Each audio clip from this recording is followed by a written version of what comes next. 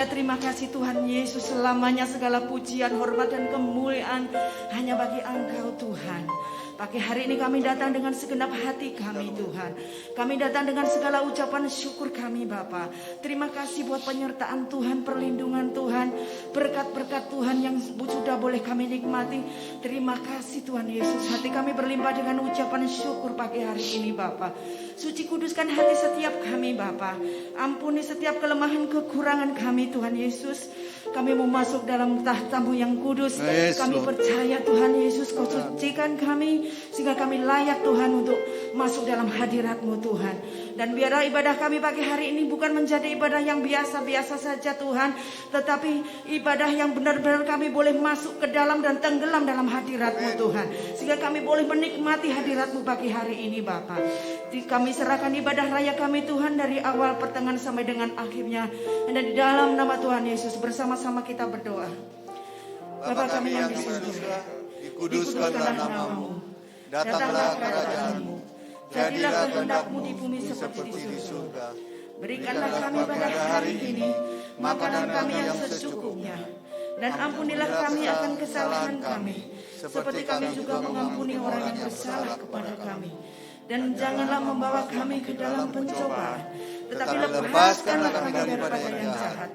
Karena Engkau yang punya kerajaan dan kuasa dan kemuliaan sampai selama-lamanya. Amin. Kami persilakan duduk Bapak Ibu. Haleluya, glory bagi-Mu. Terima kasih Tuhan Yesus, terima kasih. Haleluya, kami percaya dengan iman kalau Engkau Allah yang sangat memberkati kami Tuhan. Haleluya, glory bagi-Mu Tuhan.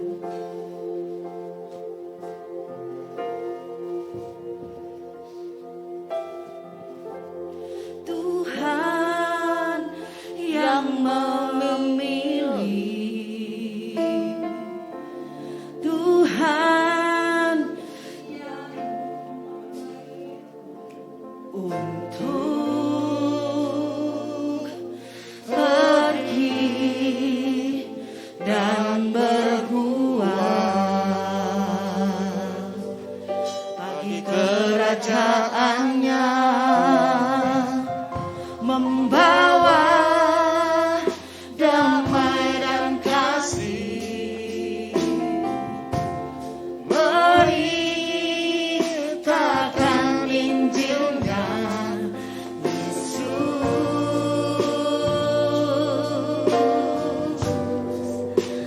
segera datang. Katakan bersama, ku yakin aku diberkati, ku yakin aku pasti berhasil, ku yakin aku pasti beruntung karena Yesus. Aku percaya. Kita naikkan pujian dengan segenap hati kita. Haleluya. Tuhan yang memilih, Tuhan yang memanggilku untuk pergi dan berbuat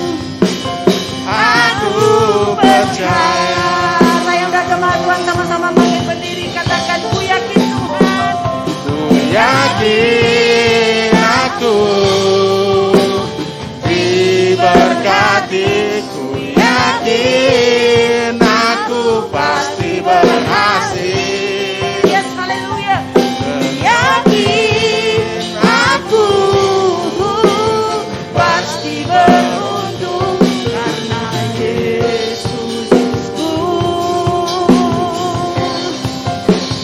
Aku percaya, ku yakin aku diberkati, ku yakin aku pasti berhasil. Ku yakin Tuhan, yakin aku pasti beruntung karena Yesusku.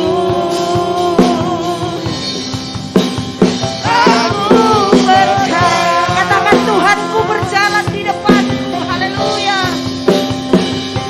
Tuhanku berjalan di depanku, memberi aku kemenangan. Katakan Tuhanku, Tuhanku berjalan di depanku, menghalaukan setiap musuhku. Dengan iman, dengan imanku katakan, karena Yesus aku berserah. Karena Yesus aku berserah. Karena Yesus aku berserah.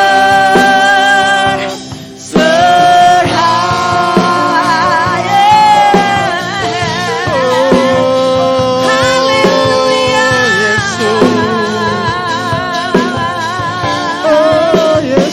Glory Tuhan. Kami percaya dengan iman kami Tuhan. Kami percaya Tuhan, Kau yang memberkati kami, Kau yang membuat kami beruntung Tuhan. Haleluya, haleluya, haleluya. Oh, haleluya Tuhan. Terima kasih Tuhan. Haleluya. Glory bagimu. Ku mau berserah hanya kepadamu satu. Terima kasih Tuhan. Terima kasih. Kami bersyukur. Oh Yesus. Haleluya. Haleluya. Haleluya. Haleluya. Yesus Tuhan. Oh haleluya. Glory bagimu Tuhan. Oh Yesus. Yesus. Yesus. Kami berserah Tuhan. Kami percaya. Kami percaya. Kami percaya Tuhan. Kau yang memberkati kami. Haleluya. Kami diberkati Yes Tuhan. kami. Oh glory bagimu Tuhan Yesus. Haleluya. Oh Yesus.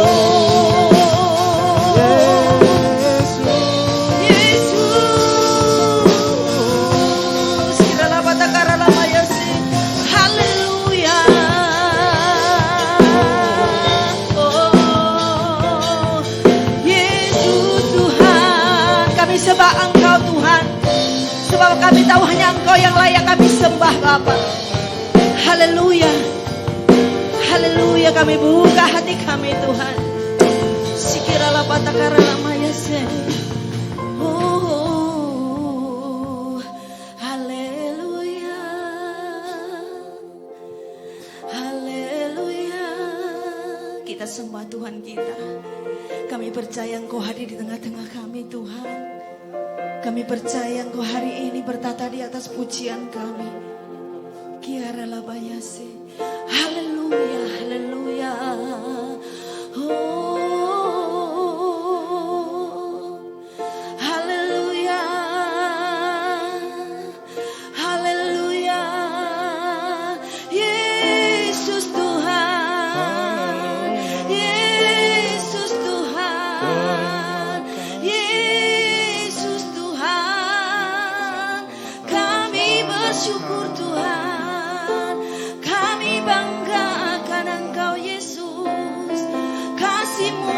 berlimpah. Oh, haleluya. Haleluya.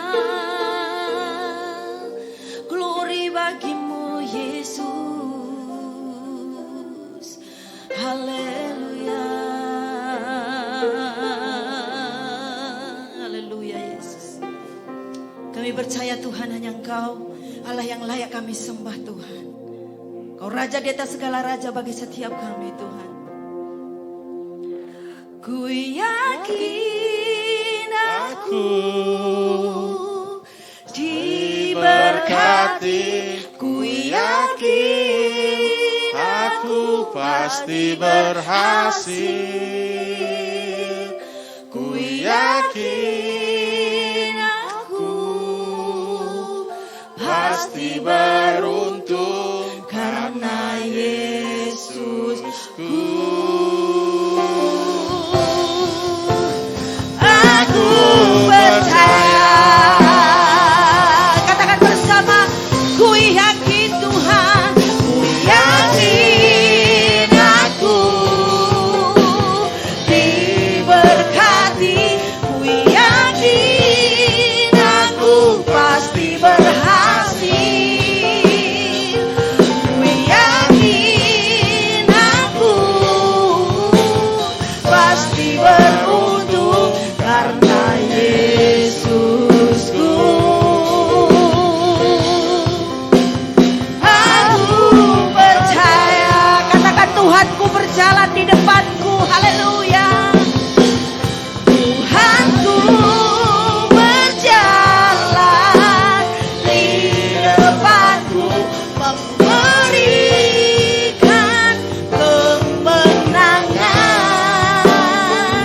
Tuhanku berjalan di depanku, menghalaukan setiap musuhku. Katakan dengan iman, dengan iman ku katakan, karena Yesus aku berserah, karena Yesus aku berserah, karena Yesus aku berserah.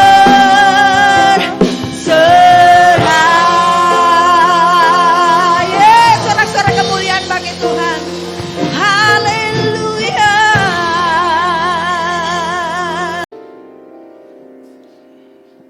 Kita siapkan hati untuk menerima berkat firman Tuhan.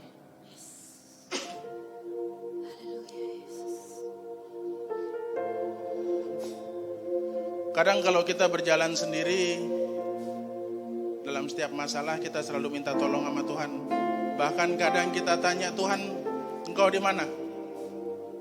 Kenapa pertolongan itu nggak kunjung datang? Tetapi sebaliknya pada saat kita suka, kadang kita lupa. Tuhan di mana bukan kita cari, tapi kita lupakan. Tapi apapun yang terjadi, setiap permasalahan, kesukaan semua terjadi karena izin Tuhan. Itu sebabnya Tuhan tidak pernah meninggalkan kita. Tuhan adalah penolong yang setia buat kita. Dulu, sekarang, dan sampai selama-lamanya, Tuhan penolong yang setia. Amin. Amin. Amin. Dan setiap perjalanan kita semuanya, kasih Tuhan akan menerangi kita semuanya.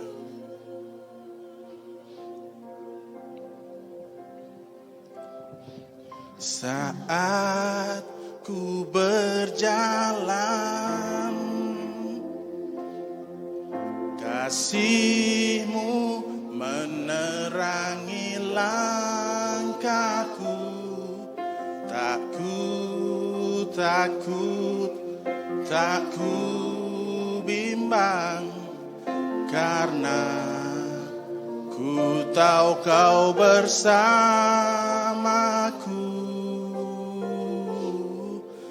Kau lebih tahu yang terbaik bagiku. Kau lebih sanggup pulihkan hidupku, ku berserah, ku percaya hanya Yesus penolong yang sama-sama kita nyanyikan lagu ini dari awal dengan kesungguhan hati kita. Kita yakin Tuhan penolong kita yang setia. Katakan, saat ku berjalan, kasih-Mu menerangi langkahku. Takut bimbang karena Yesus. Ku tahu Kau bersamaku. Sama-sama. Tahu yang terbaik bagiku.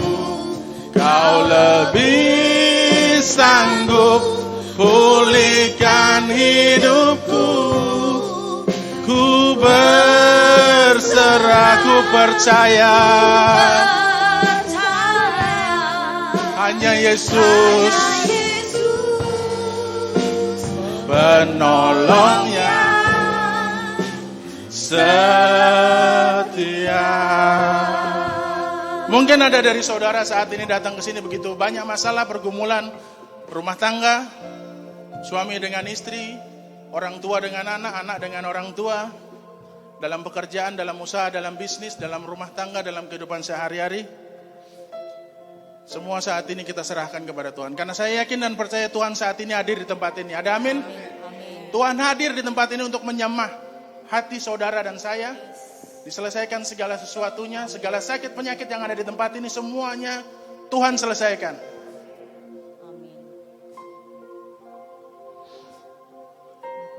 Kau lebih tahu yang terbaik bagiku. Kau lebih sanggup. Angkat tanganmu saudara. Serahkan semuanya kepada Tuhan. Ku berserah, ku percaya hanya Yesus penolong yang setia. Katakan Kau lebih tahu. Kau lebih tahu. Kami undang jemaat untuk bangkit berdiri. Kau lebih sanggup pulihkan hidupku. Pak Gembala, ku berserah, ku percaya hanya Yesus penolong yang setia.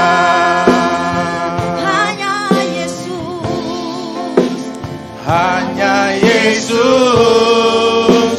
penolong yang setia.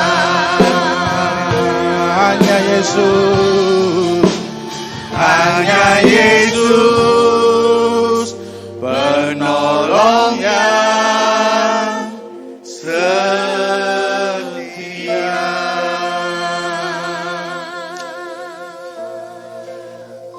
Benar Tuhan, hanya Engkaulah penolong yang setia Tuhan. Hanya Engkaulah yang kami andalkan di dalam hidup ini Tuhan. Kami bersyukur untuk pagi hari ini kami boleh berkumpul di tempat ini Tuhan. Tanpa kurang suatu apapun Tuhan. Itu semua karena kebaikan dan kemurahan Tuhan. Terima kasih Tuhan untuk puji-pujian yang Tuhan telah izinkan hamba kami naikkan semua sebagai dupa yang harum untuk kemuliaan nama Tuhan. Terima kasih Bapa, kami tahu Engkau hadir di tengah kami saat ini Tuhan. Berfirmanlah Tuhan melalui mulut dan bibir hamba-Mu ini yang tidak ada apa-apanya Tuhan. Sehingga nama Tuhan dipermuliakan melalui mulut dan bibir hamba-Mu ini Tuhan. Biarlah firman itu boleh menjadi firman yang hidup di dalam setiap kehidupan anak-anak Tuhan yang ada di tempat ini. Firman itu boleh bertumbuh lebat, berbuah lebat Tuhan. Sehingga setiap daripada kami boleh menjadi pelaku-pelaku daripada firman-Mu. Terima kasih Tuhan, beracaralah. Dalam nama Yesus kami berdoa. Amin. Silakan duduk saudara. Dan dikasih Tuhan, Shalom. Seberapapun kita yang ada saat ini, kita tetap mengucap syukur dan percaya ada rencana Tuhan, ada janji-janji Tuhan yang akan Tuhan sampaikan pada pagi hari ini. Amin saudara. Saudara, tadi dikatakan hidup ini adalah suatu perjalanan saudara. Ya, saat kemarin kita SDK melalui Zoom, yang membawakan firman bertanya, apa sih tujuan kita hidup di dunia ini? Apa tujuan kita ada di dunia ini? Menurut kitab 1 Korintus 10 ayat yang 31 dikatakan, baik engkau makan, baik engkau minum, apapun juga yang kau kerjakan, muliakanlah nama Tuhan. Jadi tujuan utama kita ada di dunia ini untuk memuliakan nama Tuhan. Lalu bagaimana dengan perjalanan hidup saudara? Apakah selama ini kita sudah memuliakan nama Tuhan? Baik dengan perbuatan kita, perkataan kita. Memang hidup ini penuh dengan tantangan, penuh dengan rintangan. Hidup ini keras saudara. Ya. Tuhan tidak pernah berjanji bahwa setiap orang yang mengikuti Yesus bebas dari masalah. Ingat itu saudara. Tapi Dia berjanji, Dia akan selalu menyertai kita di dalam setiap masalah yang kita hadapi. Bukan hanya menyertai, Dia akan berikan jalan keluar bagi setiap masalah yang kita hadapi. Saudara, Yesus tidak mau meninggalkan kita sebagai yatim piatu. Pada saat Dia naik ke surga, Dia memberikan seorang penolong, yaitu Roh Kudus. Roh yang menolong saudara dan saya. Roh yang membimbing saudara dan saya, mengingatkan saudara dan saya. Oleh karena itu saudara, pastikan setiap daripada kita ada Roh Allah, Roh Kudus ada dalam diri kita. Karena tanpa Roh Kudus saudara, kita cenderung jatuh dalam dosa. Gampang sekali berbuat dosa saudara. Pastikan saudara ya. Jadi kalau Roh Allah itu ada di dalam hidup kita, membimbing kita, maka kita bisa menghindari apa-apa yang Tuhan benci untuk tidak kita lakukan saudara. Ada 7 perkara yang Tuhan benci yang saudara harus tidak lakukan. Coba buka kitab kita di dalam kitab Amsal. Amsal yang ke-6 ayat yang ke-16 sampai ke-19. Amsal 6 ayat 16 sampai ke-19. Saya bacakan. Ada 6 perkara yang dibenci Tuhan. Bahkan 7 perkara yang menjadi kekejian. Kekejian artinya yang perkara yang menjijikan buat Tuhan, saudara. Bagi hatinya. Yang pertama adalah mata sombong. Yang kedua lidah dusta. Yang ketiga tangan yang menumpahkan darah orang yang tidak bersalah. Dan yang keempat hati yang membuat rencana-rencana jahat. Dan yang kelima, kaki yang segera lari menuju kejahatan. Yang keenam, seorang saksi dusta yang menyemburkan kebohongan. Dan yang ketujuh, orang yang menimbulkan pertengkaran di antara saudara. Saudara, ada 7 perkara yang Tuhan benci. Bahkan merupakan kekejian bagi Tuhan. Merupakan suatu yang menjijikan buat Tuhan, saudara. Yang pertama, saudara harus perhatikan. Yang pertama adalah mata sombong, saudara. Mata sombong. Saudara, kita tahu firman Tuhan berkata, mata itu adalah pelita tubuh. Kalau matamu baik, maka teranglah tubuhmu. Kalau matamu jahat, maka gelaplah tubuhmu. Kalau yang terang yang ada padamu gelap, betapa gelapnya. Jadi saudara, mata itu yang akan mempengaruhi, yang akan membawa kemana kehidupan kita. Di sini dikatakan mata sombong. Itu artinya orang yang suka meremehkan orang lain, yang menganggap remeh orang lain. Sombong itu adalah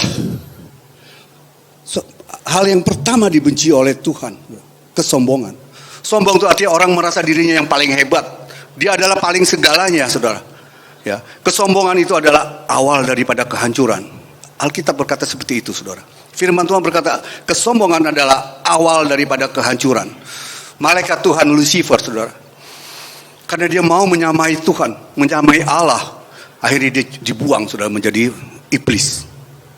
Di dalam kitab Tawari, 2 Tawari, saudara, ada seorang raja yang bernama Uzia. Dia diangkat menjadi raja pada saat dia berumur 12 tahun, saudara.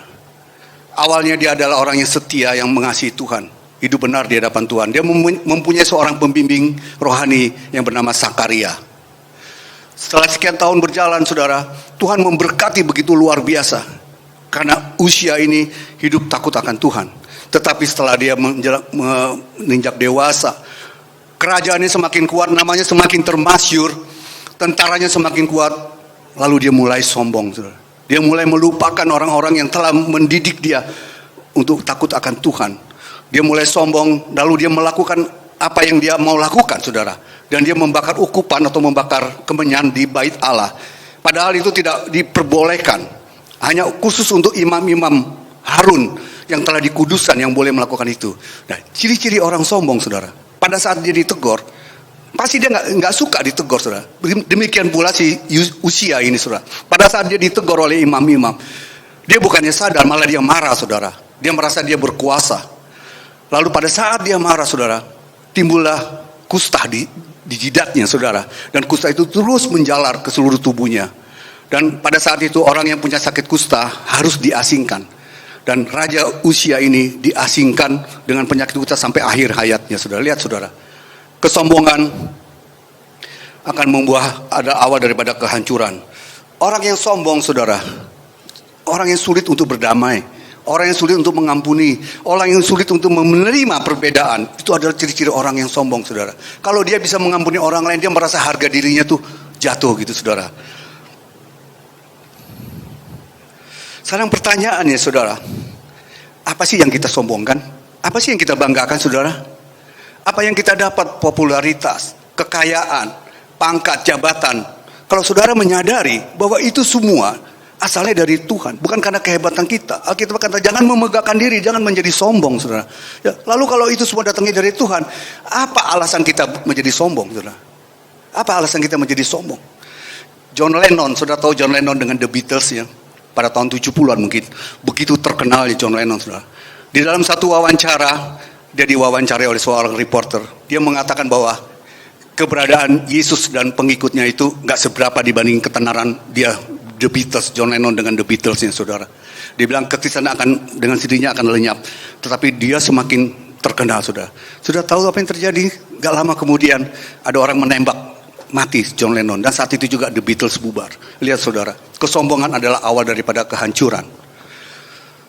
Ada seorang presiden Brasil yang bernama Tancredo Neves, saudara ya. Dia berkata pada saat dia berkampanye, dia bilang kalau partainya dia bisa memenangkan 500.000 suara, tidak ada yang bisa menandingi dia. Dia bilang tidak ada satupun yang bisa melengsarkan dia, bahkan Tuhan Yesus pun tidak bisa melengsarkan dia. Dan pada saat pemilu, benar, saudara, dia memenangkan 500.000 suara. Dan pada saat satu hari pencalonan pelantikan menjadi presiden, dia jatuh sakit dan mati, saudara. Lihat, saudara, orang yang sombong adalah pangkal dari awal daripada kehancuran. Saudara tahu Thomas Andrew, dia adalah yang merancang kapal Titanic, saudara. Ya. Pada saat kapal itu selesai dan pada saat mau peluncuran, dia diwawancarai oleh seorang reporter. Dan reporter ini bertanya kepada Thomas Andrew mengenai keamanan kapal itu. Lalu dia sesumbar berkata dengan sombongnya, kapal ini tidak mungkin akan bisa tenggelam karena udah didesain sedemikian rupa, saudara. Bahkan Yesus pun tidak bisa menenggelamkan kapal ini. Dan saudara tahu pada pertama kali kapal itu meluncur pada tahun 1912, mungkin 14 April, kapal ini kandas, saudara, dan tenggelam. Kurang lebih 1.500 orang mati di dalam kapal itu, saudara. Lihat, saudara, kesombongan itu adalah awal daripada kehancuran. Di dalam kitab Amsal 16 ayat 18 dikatakan kecongakan mendahului kehancuran. Tinggi hati mendahului kejatuhan, saudara. Ya, jadi ini adalah hal yang pertama yang Tuhan tidak suka, yang merupakan suatu kekejian bagi Tuhan, yaitu mata sombong. Yang kedua, dikatakan lidah dusta. Lidah dusta. Saudara, lidah ini adalah anggota tubuh kita yang paling kecil, tetapi paling ganas, susah untuk dikendalikan, saudara. Di kitab Amsal mengatakan hidup mati seseorang ditentukan oleh lidah kita, saudara. Jadi apa yang kita gaungkan itu kita akan memakan buahnya, saudara. Artinya setiap kata-kata yang kita keluarkan, kata-kata bohong, dosa apapun juga, saudara, itu akan menjadi bumerang berbalik kepada kita. Saudara lihat saat ini lagi ramai kan, saudara ya, atau ada anak jenderal bintang 3 ya, ribut dengan anggota DPR kan, saudara lihat. Begitu dia lihat, saudara, dia berdusta, dibilang, dia katakan dia adalah anak jenderal, lalu dia mengancam dengan kata-kata, diancam segala macam anggota DPR ini. Akhir-akhirnya adalah, saudara, apa yang dia katakan itu berbalik kepada dia. Dia dipermalukan begitu luar biasa. Ternyata dia berbohong, saudara. Dia bukan anak seorang jenderal. Suaminya seorang letnan 1, saudara.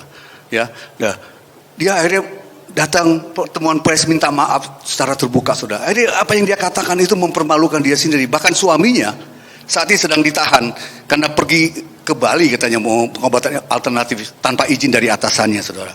Ya, nah, saudara. Di sini dikatakan lidah dusta. Dusta atau bohong itu adalah sesuatu yang Tuhan juga benci, saudara. Ya. Orang yang suka berdusta, dia beranggapan bahwa kebenaran itu dapat dikompromikan. Saya ulangi, saudara ya. Orang yang suka berdusta, dia beranggapan bahwa kompromi itu kebohongan itu bisa dikompromikan, bahwa kebenaran itu bisa dikompromikan, saudara. Jadi orang yang berdusta, dia mengatakan bahwa kebohongan itu bisa dikompromikan.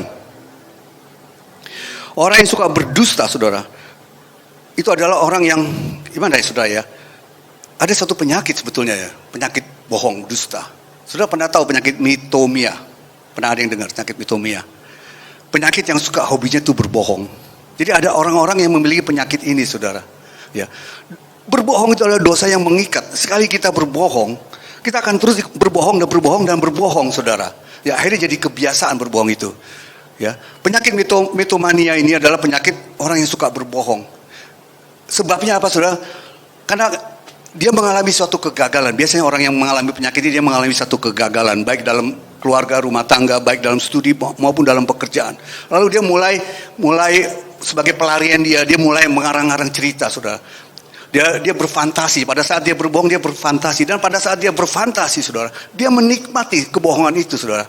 Dia sungguh menikmati. Dia merasa nyaman dengan kebohongan itu. Ini adalah orang-orang yang punya penyakit, ya, yang namanya mitomania. Pernah saudara bertemu orang seperti ini? Saya pernah, saudara. Saya pernah. Saya punya teman, saudara ya. Suatu ketika dia menelpon saya. Awalnya saya seperti biasa aja, tapi kalau dia telepon saya, saudara, dia selalu ngomong segala macam dari A sampai Z. Saya nggak nanya, tapi dia cerita semuanya, saudara. Sebagai teman, saya kan juga harus ya mendengarkan kan. Walaupun itu mengganggu saya juga sebetulnya, saudara. Karena dia telepon berjam-jam, saudara. Dia ceritakan A sampai Z segala macam. Akhirnya lama-lama saya mulai curiga. Apa benar ya apa yang dia katakan semua ini? Tapi ya sebagai teman ya saya sih iya aja, saudara ya. Bahkan dia menanya pendapat dari saya. Suatu ketika, saudara, dia bertengkar dengan istrinya. Lalu istrinya itu karena dia nggak tahan, istrinya itu telepon istri saya. Lalu dia mengungkapkan semua, dia ceritakan semua. Dia bilang apa yang dikatakan suaminya itu semuanya bohong, saudara. Itu nggak ada, hanya khayalan, fantasi dia, saudara. Saya rasa orang ini sakit, memiliki sakit namanya metamonia, saudara. Ya. Ada juga orang yang sengaja berbohong, Tuhan, untuk menutupi aibnya. Ya, seperti Raja Henry ke-8, Raja Inggris, saudara. Dia tuh berbohong untuk dia sendiri mau menceraikan istrinya, tapi pada saat itu agama melarang keras dan tabu untuk bercerai. Lalu dia membuat suatu cerita, akhirnya dia sampai memenggal istrinya sendiri karena istrinya tidak bisa memberi keturunan. Lalu dia menikah lagi dengan istri yang kedua, tapi ternyata istri yang kedua pun juga tidak bisa memberi keturunan, saudara. Lalu dia mulai mengarang-arang cerita, isapan-isapan jempol, cita-cita bohong, saudara. Dan dia mengatakan bahwa istrinya itu adalah penyihir, sehingga akhirnya istrinya pun dieksekusi, saudara. Ini adalah sebuah kebohongan yang dilakukan. Akhirnya skandal ini terbongkar setelah sekian lama, saudara. Jadi saudara, di dalam 1 Petrus 3 ayat yang 10 dikatakan, siapa yang mencintai hidup dan mau melihat hari-hari baik, dia harus bisa menjaga lidahnya dari yang jahat dan ucapan bibirnya dari hal-hal yang dusta, saudara. Ya, jadi yang pertama adalah mata sombong, yang kedua adalah lidah dusta. Yang ketiga, perkara yang ketiga yang Tuhan tidak suka yang kita lakukan adalah tangan yang menumpahkan darah orang yang bersalah. Tangan yang menumpahkan darah orang yang bersalah. Saudara, tangan menumpahkan darah orang yang tidak bersalah. Ya. Tadi saya bilang bersalah ya. Oke, sorry. Tangan yang menumpahkan darah orang yang tidak bersalah, saudara. Saudara, Tuhan menciptakan manusia sempurna. Kita diciptakan dengan dua tangan kita dan kaki kita. Biasanya kalau ibu-ibu yang baru melahirkan, dia selalu melihat bayinya itu dicek, saudara, apakah semua anggota tubuhnya lengkap. Biasanya seperti itu, saudara ya. Nah, Puji syukur pada Tuhan kalau kita diberikan semuanya lengkap, saudara. Dan Tuhan memberikan kita kedua belah tangan. Untuk apa, saudara? Untuk menjadi kepanjangan tangan Tuhan di dunia ini. Ya, ingat saudara ya, untuk menjadi kepanjangan tangan Tuhan di dunia ini. Bukan untuk menjadi panjang tangan, saudara. Itu beda artinya, saudara ya. Itu artinya mencuri. Ya. Tuhan mau kita pergunakan kedua tangan kita ini hanya untuk kemuliaan Tuhan. Hanya untuk hal-hal yang baik. Ya, seperti kita menolong orang, membantu orang, memberkati orang, berdoa, dan segala macam hal-hal yang baik. Tuhan tidak mau kita menggunakan kedua tangan kita ini untuk hal-hal yang jahat. Memukul orang, menipu orang, menganiaya orang, bahkan menumpahkan darah orang yang tidak bersalah atau membunuh.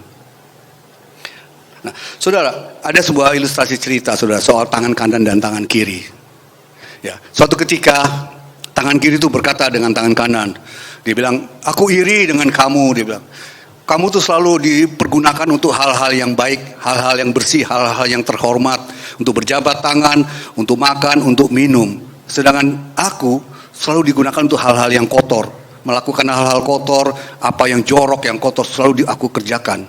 Lalu tangan kanan berkata, sebetulnya aku yang harus iri kepada kamu, bukan kamu yang iri kepada aku. Karena emang aku akui segala sesuatu akulah yang mengerjakan, kata tangan kanan. Segala sesuatu aku yang mengerjakan. Tetapi hasilnya untuk engkau, dia bilang. Loh, bagaimana mungkin, dia bilang. Ya, lihat saudara. Kalau orang memberi cincin berlian, cincin yang bermata mutiara, yang mahal-mahal, selalu dinyematkan di sebelah tangan kiri kan, saudara. Bukan tangan kanan kan. Nah, dia bilang, itulah. Aku yang bersusah payah, tapi engkau yang menerima hasilnya. Lalu tangan kiri itu sadar dan dia menjadi malu. Jadi dari poin dari cerita ini, saudara ya, Tuhan memberikan segala sesuatu itu baik adanya. Ya, gunakanlah semua itu berdasarkan fungsi masing-masing. Jangan ada iri hati atau sebagainya, saudara. Karena ciptaan Tuhan itu sempurna, baik adanya. Ya. Selanjutnya, yang keempat, saudara. Jadi yang pertama mata sombong, lidah dusta, tangan yang menumpahkan darah orang yang tidak bersalah, dan yang keempat, hati yang membuat rencana jahat. Wah, ini bahaya, saudara. Hati yang membuat rencana jahat. Apa tuh hati yang membuat rencana jahat? Ada di dalam kitab Amsal 6 ayat 14 saya bacakan. Adalah hati yang mengandung tipu muslihat, yaitu licik, saudara, yang senantiasa merencanakan kejahatan dan menimbulkan pertengkaran-pertengkaran, saudara. Kitab Yeremia mengatakan betapa liciknya hati ini. Kalau hati kita ini udah dinodai oleh dosa, saudara. Betapa liciknya hati ini. Bahkan melebihi segala sesuatunya, saudara. Nah, hati yang licik ini, saudara. Hati yang jahat ini, saudara. Oleh karena itu Tuhan mau. Di dalam kitab Amsal pun mengatakan bahwa kita harus menjaga hati kita dengan segala kewaspadaan, saudara. Karena dari situ terpancar kehidupan. Jadi segala sesuatu itu datangnya dari hati kita. Kenapa kitab Amsal mengatakan seperti ini, saudara? Karena di dalam Matius 15 ayat 19 dikatakan, kalau kita tidak bisa menjaga hati kita, maka karena dari hati kita akan timbul segala pikiran jahat, pembunuhan, perzinahan, percabulan, pencurian, sumpah palsu, dan hujat, saudara. Oleh karena itu kita harus menjaga hati kita. Kita harus waspada menjaga hati kita dengan segala kekudusan, saudara ya. Karena segala sesuatu itu datangnya dari hati kita. Baik keinginan kita pun datangnya dari hati kita. Ya, di dunia ini ada dua keinginan, saudara. Keinginan daging dan keinginan roh. Keinginan daging itu bertentangan dengan keinginan roh. Begitu pula keinginan roh bertentangan dengan keinginan daging. Saudara, Kain dan Habel, saudara. Saya tahu cerita itu ya, saudara ya. Kain itu dia punya persembahan gak diterima oleh Tuhan, tetapi Habel diterima oleh Tuhan. Lalu apa Alkitab katakan? Lalu Habel hatinya menjadi panas. Perhatikan, hatinya menjadi panas. Semua berasal dari hati. Setelah hatinya panas, dia merencanakan suatu kejahatan. Dia membunuh Habel, saudara. Begitu pula Saul, saudara. Ketika Daud baru pulang berperang, lalu disambut oleh rakyat Israel dan sambil menari-nari, sambil bernyanyi-nyanyi bahwa Saul mengalahkan beribu-ribu orang, sedangkan Daud berlaksa-laksa. Berlaksa-laksa artinya berpuluh-puluh ribu, saudara. Saat itu Saul mendengar itu, hatinya kembali, hatinya menjadi panas, saudara. Semua dimulai dari hati, saudara. Lalu dia timbul rencana jahat untuk membunuh Daud, tapi Tuhan melindungi Daud, saudara. Herodes, saudara, pada saat dia mendengar bahwa ada bayi yang baru lahir, dia akan menjadi raja bangsa Yahudi, saudara. Lalu dia merasa tersaingi. timbul dari hatinya dia langsung ada iri, dan di akhirnya dia menjadi iri dan benci, saudara. Dia lalu timbul rencana jahat dia perintahkan untuk membunuh, saudara ya. Jadi itu adalah hal yang keempat, yaitu hati yang membuat rencana-rencana jahat ya. Nah yang kelima, saudara, yang kelima adalah kaki yang segera lari untuk menuju kejahatan. Saudara, dunia ini menawarkan berbagai banyak sekali pilihan, saudara ya, dan itu semua tergantung dari saudara mau pilih yang mana, saudara. Kita diciptakan, diberikan kebebasan oleh Tuhan. Tetapi saya mau katakan di sini, saudara harus hati-hati dengan langkah saudara. Saudara hati-hati dengan keputusan-keputusan yang saudara ambil. Kalau saudara salah dalam melangkah, saudara, itu akan berakibatkan fatal buat kehidupan saudara. Ya saudara ya. Oleh karena itu, setiap langkah kita, setiap keputusan yang kita ambil, pastikan kita libatkan Tuhan di dalam setiap langkah kita, di dalam setiap keputusan kita. Ya. Apapun yang kita alami, ya Tuhan tidak pernah berjanji bahwa kita bebas dari masalah. Kalau Tuhan izinkan masalah itu terjadi seperti yang Pak Kepi tadi bilang, Tuhan izinkan masalah itu terjadi, saudara. Ya, saudara pastikan langkah saudara itu bukan menjauh dari Tuhan, tapi justru makin mendekat dengan Tuhan. Perhatikan saudara ya, langkah kita ini harus, karena langkah kita ini yang menentukan apa yang mau kita lakukan. Ya, Petrus pada saat dia menyangkal Yesus 3 kali, saudara, dia stres berat, saudara, dia menyesal, dia stres sekali, saudara.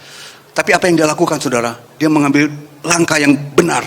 Dia mendekat terus kepada Yesus. Dia tidak mau lepas dari rasul-rasul yang lain, dari murid-murid Yesus yang lain. Tetapi beda dengan Yudas Iskariot, saudara. Pada saat dia mengkhianati Yesus dengan 30 keping uang perak, apa yang dia lakukan, saudara? Dia menyesal berat. Dia stres berat, saudara. Tapi dia mengambil langkah yang salah. Dia menjauh. Justru dia menjauh dari Tuhan. Akhirnya dia mengalami kematian yang tragis, saudara. Yang keenam, saudara ya, yang keenam yang Tuhan tidak suka, saudara, adalah saksi dusta. Saksi dusta, saudara. Di dalam hukum Taurat, hukum perintah 10 perintah Allah, ini ditempatkan hukum yang ke-9. Tujuan Tuhan menempatkan ini, tujuannya untuk memproteksi, untuk melindungi nama baik seseorang dan reputasi seseorang. Karena Tuhan mau kita berbicara benar, jangan ada dusta. Kalau iya, hendaklah saudara katakan iya. Kalau tidak, hendaklah saudara katakan tidak. Dan selebihnya itu dari si jahat, saudara. Ya, nah, kita tahu bahwa bersaksi dusta itu adalah perbuatan iblis, saudara. Yohanes 8 ayat 44 mengatakan bahwa dia adalah bapa segala dusta. Jadi segala dusta itu ada pada iblis. Dia adalah pendakwa kita. Ya, jadi kalau kita suka berdusta, berarti kita anak siapa, saudara? Ya, saya nggak menjawab ya, saudara sini yang menjawab. Nah, di dalam kitab Keluaran 23 ayat yang pertama dikatakan, janganlah engkau menyebarkan kabar-kabar bohong. Janganlah engkau membantu orang yang bersalah dan menjadi saksi yang tidak benar, saudara. Jadi maksudnya begini, saudara. Kalau saudara punya teman, saudara melihat, pada ketika mungkin saudara melihat teman saudara itu, saudara yang saudara kenal, dia sedang berjalan dengan seorang perempuan. Ya. Lalu mulai saudara memberitakan berita bohong, bersaksi bohong, saudara katakan mereka berpacaran. Nah, saudara sudah berbohong, saudara. Sebetulnya yang saudara lihat bahwa mereka sedang berjalan dengan seorang perempuan. Titik. Selebihnya itu kan asumsi saudara, kesimpulan saudara kan. Nah, tapi kalau saudara sudah menambah-nambahin lagi, itu artinya saudara sudah bersaksi bohong. Lalu saudara melihat orang itu masuk ke sebuah hotel bersama perempuan itu. Lalu saudara mulai lagi, dia berselingkuh di dalam hotel. Itu saudara sudah bersaksi bohong, saudara. Saudara hanya melihat dia masuk ke sebuah hotel. Ternyata selidik punya selidik. Ternyata orang perempuan ini dia adalah perantara. Hotel itu mau dijual, saudara. Dia membawa pembeli untuk bertemu dengan penjual di hotel itu. Dan orang ini datang ke hotel itu untuk inspeksi, untuk melihat hotel itu. Nah kan saudara udah keburu menyebar berita bohong kan. Ini yang Tuhan tidak mau, saudara ya. Jadi bersaksi artinya apa yang saudara lihat dan apa yang saudara dengar, hanya itulah yang saudara saksikan. Selebihnya itu urusan hakim sebetulnya, saudara, bukan urusan kita. Ya. Nah, saat ini banyak sekali berita hoax, saudara. Berita-berita yang menyebarkan kabar palsu, informasi-informasi yang tidak benar, saudara. Berdusta, saudara, itu adalah dosa yang tidak berjalan sendiri. Perhatikan ya, saudara ya. Dusta itu adalah dosa yang tidak berjalan sendiri. Dusta itu akan menyeret dosa-dosa yang lain. Absalom itu adalah anak dari Daud, saudara. Dia waktu ketika dia datang kepada Daud dan dia berkata, dia bernasar untuk pergi ke Hebron, saudara. Sebetulnya Absalom itu tidak pernah bernasar, saudara. Dia sudah berdusta. Dusta yang pertama, saudara. Kepergian dia tujuan itu hanya untuk mempersiapkan suatu pemberontakan. Itu adalah awal dari pengkhianatan dia, saudara. Dan mulai dosa yang kedua, rencana-rencana jahat. Nah itulah saya katakan, saudara, dusta itu tidak berjalan sendiri. Dia akan membawa dosa-dosa lain. Ya, yang terakhir adalah orang yang suka menimbulkan permusuhan di antara teman. Nah ini orang seperti ini boleh dikatakan dia adalah troublemaker mungkin, saudara ya. Atau orang yang suka mengadu domba. Ini orang yang sangat jahat, saudara. Ya, mengadu domba itu artinya menimbulkan suatu perselisihan di antara orang-orang yang sepaham. Seperti kita semuanya kita adalah orang-orang yang sepaham. Kita ada di dalam gereja Glow ini, kita percaya bahwa gereja Glow ini membawa kita untuk lebih dekat kepada Tuhan. Kalau ada orang-orang yang mulai menimbulkan pertengkaran di antara kita, ini adalah orang-orang yang antek-anteknya iblis, saudara. Karena itu kerjaan iblis. Iblis itu kerjaan selalu menggoda manusia akan jatuh dalam dosa dan membuat pertengkaran satu dengan yang lain, saudara. Ya. Dan itu bisa terjadi di dalam gereja, saudara. Bukan hanya di dalam kehidupan saudara sehari, di dalam kantor atau pekerjaan. Di dalam gereja pun sering kali terjadi. Itu yang namanya cemburu rohani, saudara. Itu terjadi, saudara. Ya. Ada satu, ini saya mengalami sendiri, saudara. Ya, di sebuah gereja. Saya tidak menyebutkan di mana gerejanya. Ada dua orang sahabat, saudara. Si A dan si B. Nah, si A ini melayani lebih dahulu di dalam gereja itu. Dan nggak lama kemudian datanglah si B ke gereja itu dan dia juga melayani di gereja yang sama. Tetapi pelayanan mereka berbeda, saudara. Si B ini dia melayani Tuhan dengan full heart, saudara, dengan sungguh-sungguh, saudara. Dia melayani Tuhan dengan integritas yang tinggi. Dia memiliki dedikasi yang luar biasa, saudara. Apa yang ditugaskan oleh gembalanya, dia kerjakan dengan baik dan benar, saudara. Sehingga akhirnya gembalanya itu merasa ini adalah orang yang Tuhan kirim untuk gereja ini. Lalu gembala itu mengangkat si B ini, memposisikan dia di dalam satu posisi yang cukup tinggi, yang bisa juga memberi keputusan-keputusan di dalam gereja itu. Lalu timbullah cemburu rohani si A ini, saudara. Dia merasa bahwa dia lebih senior, dia lebih dahulu melayani gereja itu. Kenapa enggak dia yang ditempatkan di situ? Kenapa justru si B yang ditempatkan di situ, saudara? Mulai dia menimbulkan pertengkaran di antara gembala dengan si B, saudara. Ya, ciri-ciri orang yang suka mengadu domba adalah orang yang suka membesar-besarkan masalah, exaggerate, saudara, ya. Selalu masalah kecil dibesar-besarkan dan suka seringkali mengompor-ngompori, memanas-manasi, saudara, dan berkata yang tidak pantas. Itu ciri-ciri orang ini. Dan pada akhirnya, saudara, yang tadi hubungan antara gembala dengan si B ini seperti Romeo and Juliet, begitu mesranya, saudara, berubah menjadi seperti Tom and Jerry. Gak ada Jerry ya? Nggak ada Jerry ya, oke. Pemain keyboard kita itu namanya Jerry, tapi nggak datang hari ini, ya, saudara. Seperti Tom and Jerry, saudara. Akhirnya terjadi keributan, saudara, dan si B ini keluar dari gereja. Saudara, kalau cerita Tom and Jerry, saya agak nyimpang dikit, saudara, ya nggak apa-apa ya. Saya ingat satu cerita, saudara. Ada seorang turis, dia pergi ke luar negeri. Turis ini bahasa Inggrisnya pas-pasan, saudara. Ketika dia nonton film, saudara, ya, dia suka nonton film Tom and Jerry gitu. Tiba-tiba ada tikus, saudara, di kamar dia, saudara. Ada tikus, ya. Nah, dia tuh benci sama tikus. Tapi dia mau ngomong tikus tuh bahasa Inggrisnya apa sih? Dia nggak tahu, saudara. Dia nggak tahu, saudara, tikus. Tapi dia memberanikan diri. Dia cukup smart orang ini. Lalu dia telepon resepsionis, dia bilang, Do you know movie Tom and Jerry? Banyak kan orang kan tahu movie Tom and Jerry. Resepsionis bilang, yes. Jerry is here. Jerry in my room. Jerry-nya nggak ada di sini. Jerry in my room. Tapi anehnya, saudara, resepsionis pun mengerti, saudara. Dia akhirnya kirim orang. Jadi ini hanya selingan ya, saudara, ya. Jadi, saudara, di dalam kitab Amsal 10 ayat 12 dikatakan, kebencian menimbulkan pertengkaran, tetapi kasih menutupi segala pelanggaran-pelanggaran, saudara. Ya, pastikan, saudara, ya, kita anak-anak Tuhan di tempat ini, kita tidak ada di dalam satu bagian pun di dalam 7 perkara yang dibenci Tuhan. Yang pertama adalah mata sombong. Kedua adalah lidah dusta. Yang ketiga adalah tangan yang membuat rencana-rencana jahat. Yang keempat adalah hati yang merencanakan, tangan yang menumpahkan darah orang tidak bersalah. Yang keempat adalah hati yang membuat rencana-rencana jahat. Yang kelima adalah kaki yang segera lari menuju kejahatan. Dan yang keenam adalah saksi dusta. Dan yang ketujuh adalah orang yang menimbulkan permusuhan, saudara, ya. Nah, saudara, seperti yang dikatakan tadi oleh Pak Kepi, hidup ini penuh dengan tantangan, saudara. Hidup ini penuh dengan berliku-liku jalan, saudara, ya. Oleh karena itu, saudara, pastikan bahwa di dalam kehidupan kita Kita harus undang Roh Allah, Roh Kudus selalu berserta dengan kita. Roh Kudus memegang tangan kita, saudara. Sehingga kita kuat, kita bisa melewati. Sehingga kita tidak terikat akan perkara-perkara yang Tuhan benci, saudara. Sehingga kita kuat, saudara. Kalau saudara mau berjalan dengan kekuatan saudara sendiri, saya berani yakin, saudara, 1000%, saudara pasti akan jatuh.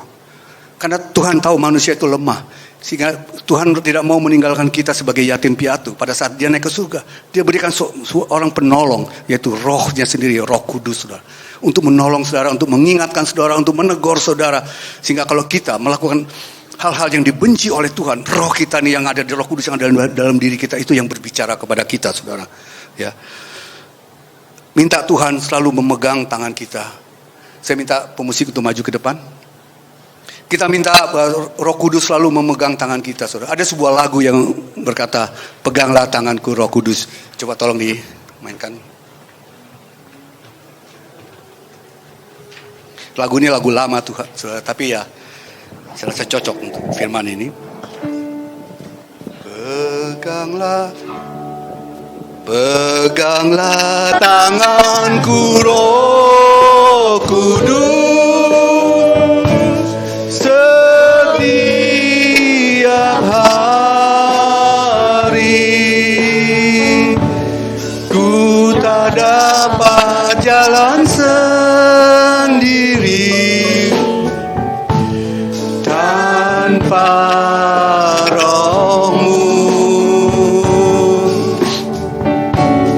Bawalah diriku kepada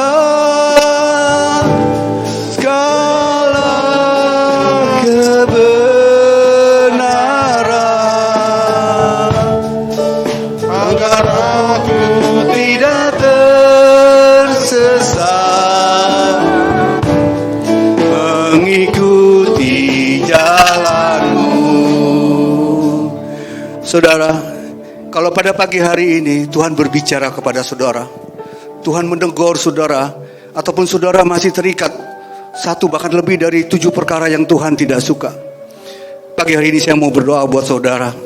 Saudara tidak perlu mengangkat tangan, saudara cukup membuka hati saudara, karena Tuhan melihat hati kita, saudara. Saya akan berdoa buat saudara. Bapa di dalam surga, Kau lihat hati yang terbuka saat ini, Tuhan. Kami tahu Engkau sangat mengasihi kami, Tuhan. Bahkan Kau katakan kami adalah biji mata-Mu, Tuhan. Pagi hari ini, Tuhan, ada hal-hal yang seringkali kami lakukan tanpa kami sadari, Tuhan. Kami melakukan perkara-perkara yang Tuhan benci. Kami melakukan hal-hal yang menjadi kekejian bagi Tuhan. Pagi hari ini, Tuhan, kami mohon ampun, Tuhan. Ampuni kami atas kesalahan kami, Tuhan. Dan kami berjanji, Tuhan, untuk melepaskan, meninggalkan segala sesuatu yang tidak baik. Oleh karena itu, saudara, saya berdoa di dalam nama Bapa, Putra, dan Roh Kudus, di dalam nama Tuhan Yesus. Dengan kuat kuasa Roh Kudus, darah Yesus, memutuskan segala ikatan-ikatan yang mengikat saudara selama ini. Saudara tidak bisa terlepas dari hal-hal yang menjadi kekejian bagi Tuhan. Perkara-perkara yang dibenci oleh Tuhan. Tanpa saudara sadari, saudara melakukan seperti itu. Saat ini juga kami putuskan, kami patahkan di dalam nama Yesus. Biarlah Roh Kudus, Roh Allah sendiri yang akan terus memegang tangan kami semua. Roh Kudus yang terus memimpin hati kami, sehingga hati kami memiliki hati yang kudus, hati yang penuh dengan kemuliaan, hati yang selalu memuliakan nama Tuhan. Terima kasih Bapa. Biarlah Roh Kudus terus mengadvokasi, mengintervensi kehidupan kami, Tuhan, sehingga kami terus disadarkan, ditegur, dan dipimpin, dan ditolong oleh Roh-Mu sendiri, Tuhan. Kami tahu kami tidak dapat berjalan tanpa Roh-Mu, Tuhan. Kami pasti akan jatuh. Karena roh itu penurut dan daging itu lemah, saudara. Oleh karena itu, kami butuh Roh Kudus. Biarlah Roh Kudus terus ada di dalam hati kami. Hamba selesai berbicara, tetapi Roh Allah sendiri terus berbicara. Roh Kudus itu terus ada di dalam setiap anak-anak Tuhan di tempat ini. Terima kasih Bapa. Biarlah firman ini boleh menjadi kekuatan bagi anak-anak Tuhan. Sebagai peringatan untuk mengingatkan bahwa ada perkara-perkara yang Tuhan benci yang harus kita hindari. Terima kasih Bapa, terima kasih. Di dalam nama Yesus, kami semua telah mengucap syukur dan berterima kasih atas berkat firman Tuhan. Semua yang percaya, mari sama-sama kita katakan amin. Bagi berdiri, kita akan mengakhiri ibadah kita. Bapak, kami bersyukur, sungguh bersyukur dan berterima kasih Tuhan karena Engkau ada di tengah-tengah kami. Engkau yang memimpin ibadah ini Tuhan. Terima kasih. Terima kasih untuk firman yang telah disampaikan. Biar firman itu boleh dimeteraikan di dalam setiap kehidupan anak-anak Tuhan yang ada di tempat ini Tuhan. Sehingga mereka boleh menjadi pelaku-pelaku daripada firman-Mu Tuhan. Bapak, kami juga akan berpisah satu dengan yang lain Tuhan. Kami mau serahkan anak kekasih-kekasih Tuhan ke dalam tangan Tuhan. Dalam perlindungan Tuhan. Dalam pertolongan Tuhan. Dan Tuhan selalu campur tangan di dalam setiap apa yang mereka kerjakan Tuhan, sehingga apa yang mereka lakukan Tuhan buat berhasil. Tuhan jauhkan dari segala mara bahaya apapun juga. Tuhan jauhkan dari segala sakit penyakit. Tuhan jauhkan dari segala apapun yang tidak baik Saudara, sehingga mereka boleh menjadi pemenang dan lebih daripada pemenang Tuhan. Terima kasih Bapa. Terima kasih untuk hari ini, dan kami akan berpisah. Tuhan akan menyertai kami senantiasa, dan kami akan kembali pada minggu depan bersama-sama berkumpul di tempat ini. Kembali kami boleh memuji dan memuliakan nama Tuhan. Saudara, mari kita angkat kedua tangan kita untuk menerima berkat Tuhan. Saudara yang dikasihi Tuhan, marilah kita hidup takut akan Tuhan. Kita jangan hidup berdasarkan apa kedagingan kita, tapi biarlah kita hidup menurut roh kita, saudara. Biarlah kita berjalan dengan roh kita, saudara, sehingga kita bisa menghindari apa yang menjadi kekejian bagi Tuhan, kebencian bagi Tuhan. Oleh karena itu saudara yang dikasihi, hiduplah takut akan Tuhan. Jangan menyimpang ke kanan ataupun ke kiri, sehingga kemanapun engkau pergi, hidupmu akan beruntung. Tuhan akan membuat engkau menjadi kepala dan bukan ekor, dan engkau akan terus naik dan tidak akan turun. Oleh karena itu saudara yang dikasihi Tuhan, terimalah berkat daripada Bapa, Putra, dan Roh Kudus. Mulai saat ini sampai Maranatha, Yesus datang untuk kedua kalinya. Semua yang telah menerima berkat Tuhan dan percaya kuasa Tuhan, mari sama-sama kita katakan amin.